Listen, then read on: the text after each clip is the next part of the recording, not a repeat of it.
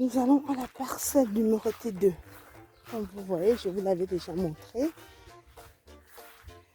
Cette parcelle, l'autre côté du terrain. Les aménagements sont en train d'être faits. Du coup, là, je me suis créé un bac à compost. J'ai reçu du fumier. Vous voyez.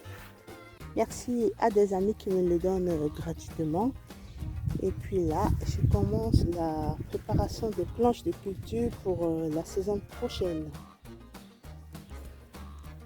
Là, il y en a déjà 2 de faits. Vous voyez. Je commence la troisième. Et puis, je vais vous montrer les tomates qui m'avaient fait transpirer la dernière fois. Un abri de jardin. Vous savez déjà. Là, on anticipe, là, on peut pas un peu tout.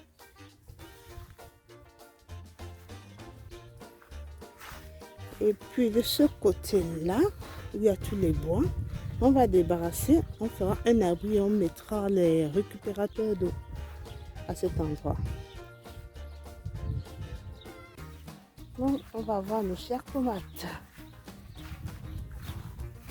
Les tomates qui s'étaient fait ravager par des vers, voilà ce qu'elles sont devenues.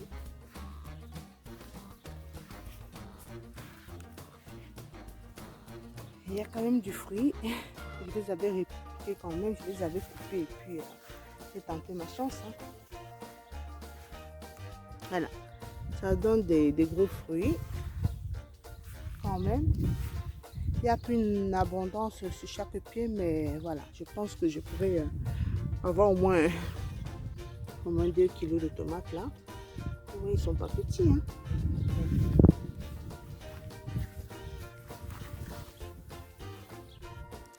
Celle-là.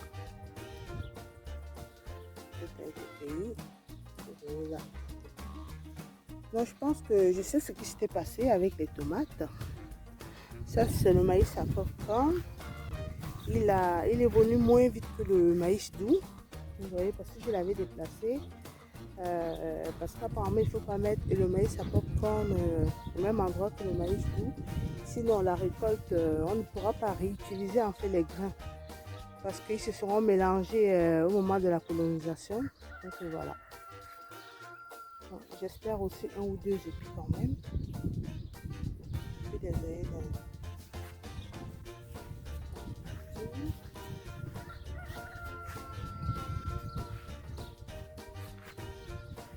Là, c'est de la lavande. J'avais bouturé. Je prépare vraiment l'année prochaine. Hein. Comme ça pourra attirer les insectes pour le nouveau potager.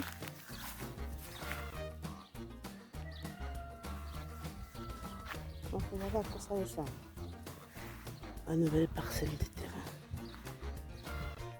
Et alors je vous dis, je vais me lâcher ici. Sur cette parcelle, je vais planter tout ce que j'aurai, je mettrai en terre. Franchement, tout ce que j'aurai. Et là, pareil, c'est les pieds de tomates que j'aurai en plus, hein, comme toujours. Des gourmands et des semis que j'avais. Que je vous l'avais expliqué ici, c'était un ancien emplacement où je brûlais un peu pour du bois, tout ça. Voilà. C'est bien verdoyant tout ça. Et puis j'avais semé en pleine terre des carottes. Je crois c'était au mois de, je sais plus, fin juin, début juillet. À ce prix, je les ai éclaircis un tout petit peu et puis après, voilà, ça se débrouille. Hein. Donc j'espère vraiment qu'il fasse beau. Hein. Enfin, j'espère qu'il y aura quand même le beau temps au mois de septembre. Comme ça j'aurai quand même des tomates un peu échelonnées. Voilà. Je suis juste contente de réussir les carottes parce que je vois des parcelles de carottes chez les autres. Donc je les touche plus, je les éclaircis plus, je laisse comme ça. Voilà. Vous entendez Hector? Vous voyez, si j'avais, vous voyez le tas de feuillage, le tas de branches, si j'avais le broyeur à végétaux, j'aurais passé ça au broyeur. Bon. J'espère avoir l'occasion d'en avoir un comme ça. Tout ça, vous voyez, ça va faire ce qu'on appelle le BRF. C'est ça, bois raméa fragmenté. Pour essayer de couvrir le sol. Oh, Hector. Vous voyez, c'est pas beau ça. J'apprécie déjà. Hein. Ça commence à se mettre en place. Hein. Déjà après, il faudra retoucher les manches et se lancer quoi.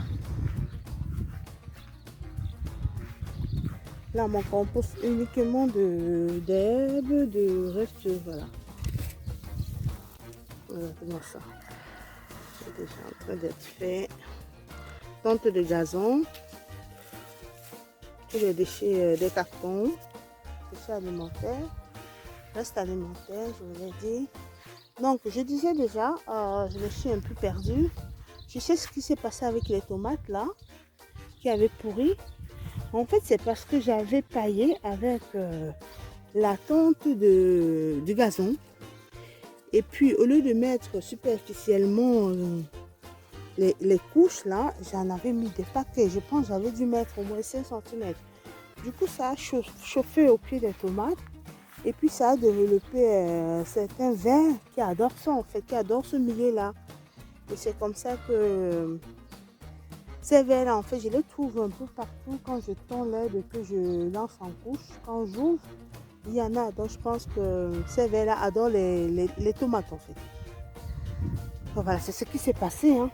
C'était rien d'autre que ça. J'ai découvert, je ne ferai plus jamais cette erreur. Vous voyez, j'avais essayé de mettre un peu de paille là. Je ne vous montre pas l'image, ça ne va pas aller. Voilà, un peu de paille. Donc, je ne ferai plus ça. Vraiment, il faut mettre, si jamais vous faites ça, la tonte d'herbe, c'est bien. Mais vraiment, une petite couche très, très superficielle. 1 cm maximum, pas plus. Hein.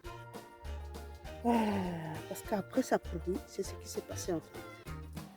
Mais bon, c'est pas perdu. J'ai pu les replanter, les pieds de tomates. Hein. Donc, je dirais, voilà, la galère, elle est passée.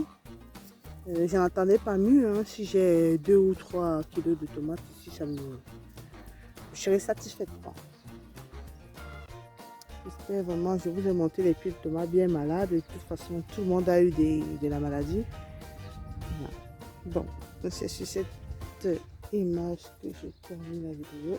Je vous donne rendez-vous la prochaine fois.